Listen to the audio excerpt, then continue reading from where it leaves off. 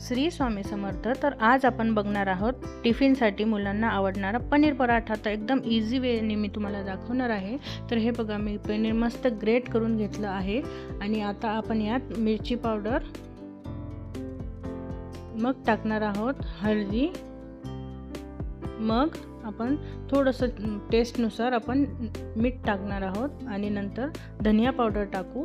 नंतर आपण छान अशी कोथिंबीर पेरूयात। आता छोटासा कणकेचा उंडा घेऊन आपण त्याला छान अशी वाटी तयार करून घेऊयात आणि त्यात आपण केलेलं पनीरचं स्टफिंग भरून घेऊयात। छान असं अंगठ्याच्या साहाय्याने आपण त्याला पॅक करून घेऊया। या प्रकारे छान असं सर्व बाजूनी पॅक केल्यानंतर छान अशी आपण पोळी किंवा पराठा लाटून घेऊया। पराठा लाटताना एकदम अलगद हाताने लाटावा, म्हणजे तो फाटणार नाही।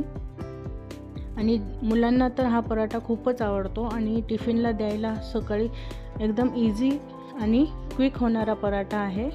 तर बघा, या प्रकारे मी लाटून घेतलात। आता आपण छान असं शेकून घेऊया। तर बघा, पराठा शेकायसाठी रेडी आहे। तर छान असा आपण पराठा दोन्ही बाजूने शेकून घेऊया। थोडंसं बबल्स आल्यावर आपण पलटी करून घेऊया। आता त्यावर आपण तेल किंवा तूप, तुम्हाला जे आवडेल तुम्ही टाकू शकता। हे बघा किती छान असा फुगला आहे टम्म।